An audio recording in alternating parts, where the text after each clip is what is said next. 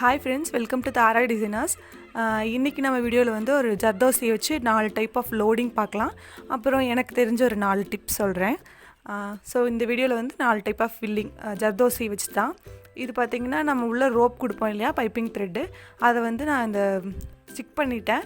நம்ம இதுக்கு மேலே வேணாலும் ஜிக்ஸாக் போட்டுக்கலாம். நம்மளுக்கு சப்போஸ் நெக்லைனுக்கெல்லாம் கொடுக்குறோம் அப்படின்னா நம்ம வந்து ஸ்டிக் பண்ண வேண்டியதில்லை. அப்படியே நம்மளுக்கு ப்ராக்டிஸ் ஆகிடுச்சுன்னா மேலே வச்சு த்ரெட்டில் ஜிக்ஸாக் போட்டுகிட்டே இருக்கலாம். சப்போஸ் நம்ம குட்டி குட்டி இடத்துக்கெல்லாம் ஃபில்லிங் போட போகிறோம் அப்படின்னா நீங்கள் வந்து கரெக்டாக அந்த இடத்துக்கு தகுந்த மாதிரி அதை கட் பண்ணி நீங்கள் ஸ்டிக் பண்ணிட்டோம்னா நம்மளுக்கு இன்னுமே ஒர்க் பண்ண ஈஸியாக இருக்கும். ஸோ இப்போ நம்ம ஒவ்வொரு ஸ்டிச்சாக பார்க்க ஆரம்பிக்கலாம். இப்போ நம்ம வந்து ஜர்தோசி ஃப்ளாட் லோடிங் பார்க்கலாம். எப்போ போல் த்ரெட்டு வந்து நார்மல் ஸ்விங் த்ரெட்டு தான். ஸோ இந்த மாதிரி எடுத்துக்கோங்க. நான் வந்து சேம் கலரை எடுத்திருக்கேன்.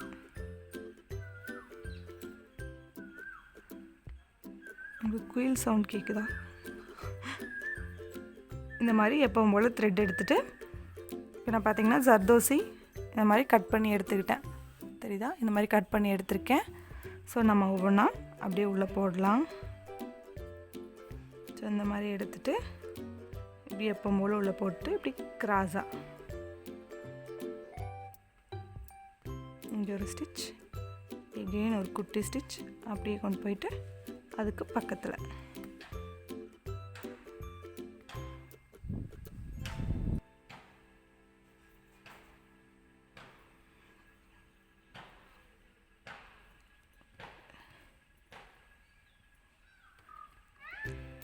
நார்மல் நம்ம லோடிங்க்கெல்லாம் ஸ்டிச் போடுவோம் இல்லையா, அதே மாதிரி தான். கரெக்டாக ஜர்தோசி எங்கே முடியுதோ அந்த இடத்துல ஸ்டிச் பண்ணுங்கள். அதை ரொம்ப வந்து நெருக்கவோ இழுக்கவோ வேண்டாம். கரெக்டாக அது எந்த இடத்துல முடியுதோ அந்த இடத்துல ஸ்டிச் பண்ணிக்கலாம்.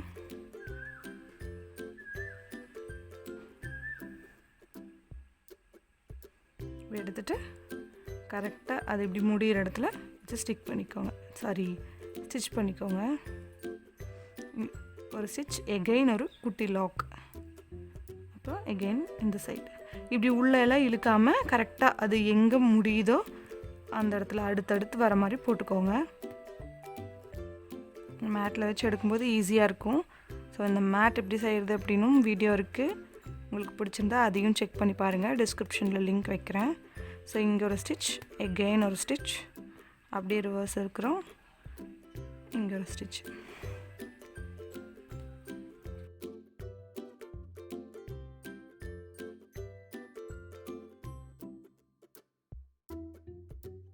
இப்போ வந்து நான் ஃப்ளாட் லோடிங் வந்து கொடுத்து முடிச்சிட்டேன். பாருங்கள், ஒரே சைஸாக இருந்ததுன்னா நம்மளுக்கு நல்லா அழகாக வரும். அடுத்தது வந்து நம்ம ஒரு ஜர்தோசி அடியில் கொடுத்துட்டு அதுக்கு மேலே பண்ணுவோம். இது லைட்டாக எம்போஸ்டாக இருக்கும். இதுக்கு வந்து நான் கொஞ்சம் பெரிய சைஸ் ஜர்தோசி எடுத்து உள்ளே வந்து ஒரு லைன் கொடுத்துட்டேன். எப்போ போல் நார்மலாக செயின் ஸ்டிச் போடுவோம் இல்லையா, அதே மாதிரி தான். இப்போ வந்து நம்ம இதுக்கு மேலே லோட் போடலாம். சேம் மெத்தட் வந்து இதே தான். ஸோ நம்ம வந்து அதையவே கொஞ்சம் கொஞ்சம் மாற்றி பண்ணுறோம், அவ்வளோதான். ஸோ நான் அடுத்தது வந்து நம்ம இந்த இதில் போடுவோம். ஸோ எப்போ போல் இங்கேருந்து த்ரெட் எடுத்துக்கலாம். சேம் ஸ்டிச் தான், ஸ்டிச்சில் எந்த வித்தியாசமும் இல்லை. நீங்கள் இது ஒன்று போட்டிங்க அப்படின்னாலே எல்லாமே போட்டுடலாம். அதே மாதிரி இந்த மாதிரி ஜர்தோசி எடுத்துக்கிறோம். எடுத்துகிட்டு இப்படி உள்ள போட்டுட்டு இப்படி கிராஸாக வச்சுட்டு இங்கே ஒரு ஸ்டிச்,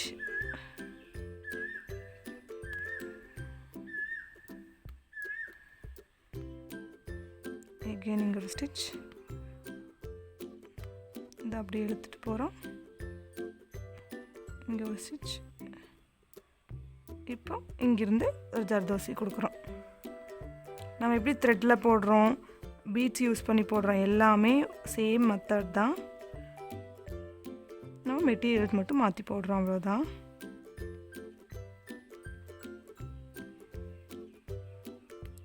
நம்ம வந்து இங்கே ஜர்தோசி இந்த மாதிரி கீழே ஒரு ஜர்தோசி கொடுத்துட்டு மேலே கட் பீட்ஸும் கொடுக்கலாம். அதுவும் நல்லாயிருக்கும்.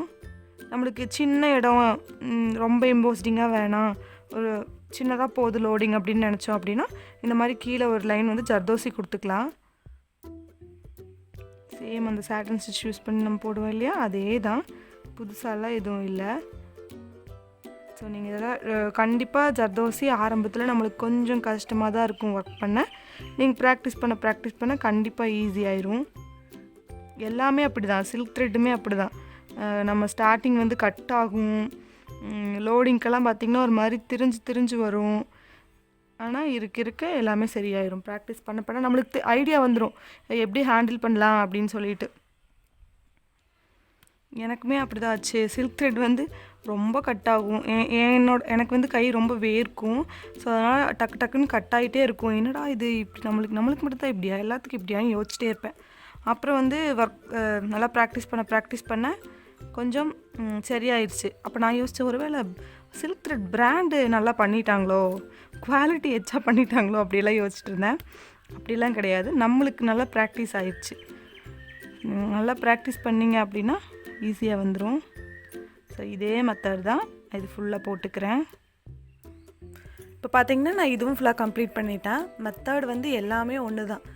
எம்போஸ்ட் லோடு, ஃப்ளாட் லோடு எல்லாத்துக்குமே ஒரே மெத்தட் தான். ஆனால் நம்ம அதை கொஞ்சம் மாற்றி போடுறோம். அதோட லுக் வந்து கொஞ்சம் மாறி இருக்கும், அவ்வளோதான். இப்போ நான் இதே மெத்தட் வச்சு இதையும் ஃபில் பண்ணிக்கிறேன். ஸோ ஃபைனல் லுக் மட்டும் பார்த்துக்கலாம். ஏன்னா நம்ம உடனேவே திருப்பி பார்த்தா போர் அடிச்சிடும். ஸோ சேம் மெத்தட் வச்சு தான் இதையும் நான் ஃபில் பண்ண போகிறேன்.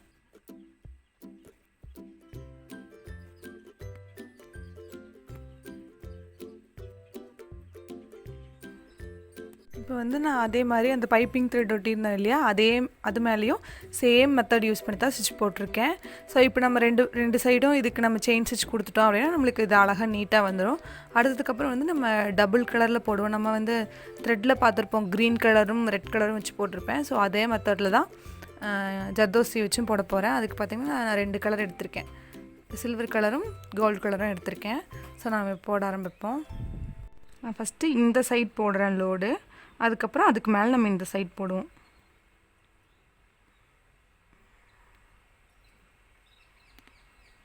சேம் மெத்தட், சேம் தான். இந்த மாதிரி நம்ம 2 ஜர்தோசியாக கூட எடுத்துக்கலாம். நம்மளுக்கு கொஞ்சம் நல்லா ப்ராக்டிஸ் ஆகிடுச்சுன்னா கொஞ்சம் நிறைய ஜர்தோசி எடுத்துக்கலாம் ஒரே டைமில்.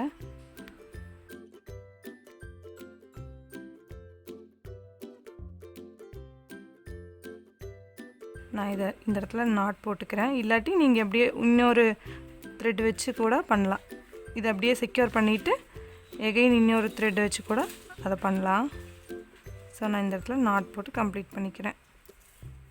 இப்போ வந்து நம்ம இந்த டைரெக்ஷனில் போட்டிருக்கோம். இப்போ வந்து நம்ம இங்கிருந்து எடுத்து இதை அப்படியே இப்படி கவர் பண்ணுற மாதிரி இந்த டைரெக்ஷனில் போடணும். ஸோ அதை போட்டுக்கிறேன் நான். இதுக்கு வந்து நான் கோல்டு கலர் எடுத்திருக்கேன், ஜர்தோசி.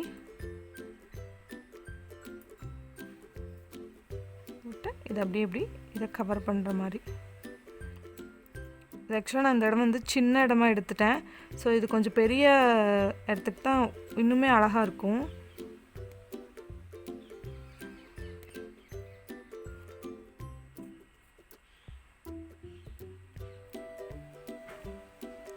ஸ்டிச்சு அதே ஸ்டிச்சு தான்.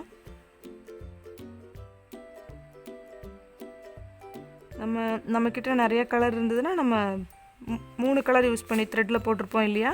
ஸோ அந்த லோடிங் கூட ட்ரை பண்ணி பாருங்கள். நான் வந்து இதை கண்டிப்பாக வீடியோ தனியாக அப்லோட் பண்ணுறேன்.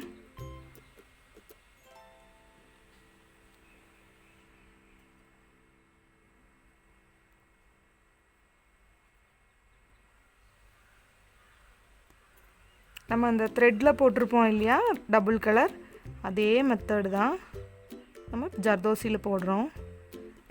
இப்போ வந்து இது ஃபுல்லாக இந்த ஸ்பேஸ் ஃபுல்லாக கவர் ஆகிற மாதிரி போட்டுக்கணும். போட்டுட்டு எகைன் நம்ம இந்த சைட் சேம் அந்த த்ரெட்டில் போட்டிருப்போம் இல்லையா, அதே மெத்தடு தான் நம்ம ஜர்தோசி யூஸ் பண்ணுறோம்.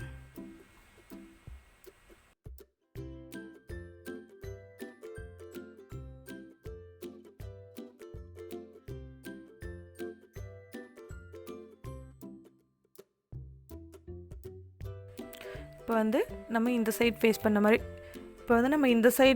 பண்ண மாதிரி லோடிங் போட்டிருக்கோம். எகைன் வந்து நம்ம இங்கிருந்து எடுத்து ஸோ இந்த சைட் ஃபேஸ் பண்ண மாதிரி லோடிங் போட போகிறோம். அது ஆல்ரெடி அந்த த்ரெட் வீடியோ பார்த்தீங்கன்னா அது நல்லா புரியும். ஸோ இதை திரும்ப எக்ஸ்பிளைன் பண்ணால் போர் அடிச்சிடும். அதனால் நான் அப்படியே கண்டினியூ பண்ணிக்கிறேன். ஸோ இதை வந்து ஸ்கிப் பண்ணாமல் பார்த்துருந்தீங்க அப்படின்னா கண்டிப்பாக அண்டர்ஸ்டாண்ட் ஆகும். நான் இதே மெத்தட் இப்போ சொன்னேன் இல்லையா, இங்கே போட்ட அதே மெத்தட் வச்சு இதை நான் ஃபுல்லாக போட்டுக்கிறேன். இப்போ நம்ம த்ரெட்டில் போட்டிருப்போம் இல்லையா, அதே மெத்தட் தான் நம்ம ஜர்தோஸ்க்கும் யூஸ் பண்ணியிருக்கோம். அது ஒன்றையே திருப்பி சொல்கிற மாதிரி இருக்குது அப்படின்னு சொல்லிட்டு நான் இதை கொஞ்சம் ஃபாஸ்ட்டாக கம்ப்ளீட் பண்ணிட்டேன். நீங்கள் அந்த வீடியோ பார்த்தீங்கன்னா நல்லா புரியும். அதே மெத்தட் தான் இதுக்கும். இப்போ நம்ம அடுத்து வந்து 4 டிப்ஸ் பார்க்கலாம். ஃபஸ்ட் டிப் பார்க்கலாம். ஃபஸ்ட்டு வந்து நீங்கள் என்ன கலர் கிளாத்தில் டிசைன் பண்ணுறீங்களோ சேம் கலர் சூயிங் த்ரெட் எடுத்துக்கோங்க.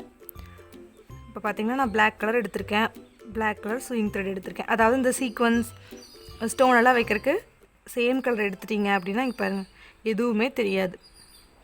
இந்த மாதிரி லைட்டாக நூல் தூக்கும். அதாவது நம்ம நாட் போடும்போதெல்லாம் பார்த்திங்கன்னா சின்னதாக நூலெல்லாம் வரும். ஸோ அந்த நூலெல்லாம் நம்மளுக்கு எதுவுமே தெரியாது. இதே நம்ம வேறு கலர் எடுத்தோம் அப்படின்னா அது நல்லா பளிச்சுன்னு தெரியும். இப்போ பாருங்கள், நான் வேறு கலர் எடுத்திருக்கேன். இது பாருங்கள் எந்த அளவுக்கு பளிச்சுன்னு தெரியும். இது வந்து கோல்டன் கலர் எடுத்திருக்கேன். பார்த்திங்கன்னா அது பளிச்சுன்னு தெரியும்.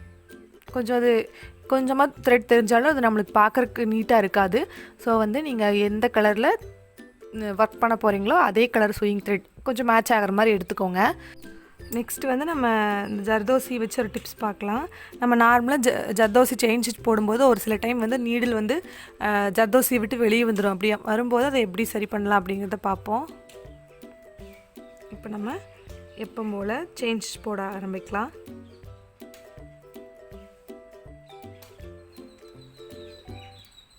இப்படி எடுத்துகிட்டு இருக்கும்போது ஒரு சில டைம் வந்து நம்ம ஃபாஸ்ட்டாக எடுக்கும்போது டக்குன்னு நீடில் வந்துடும்.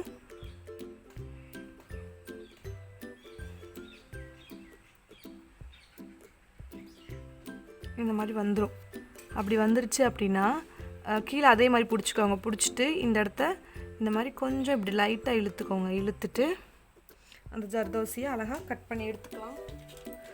இந்த மாதிரி லைட்டாக இழுத்துட்டு அந்த ஜர்தோசியை நூலை கட் பண்ணாமல் ஜர்தோசியை மட்டும் கட் பண்ணி எடுத்துக்கோங்க.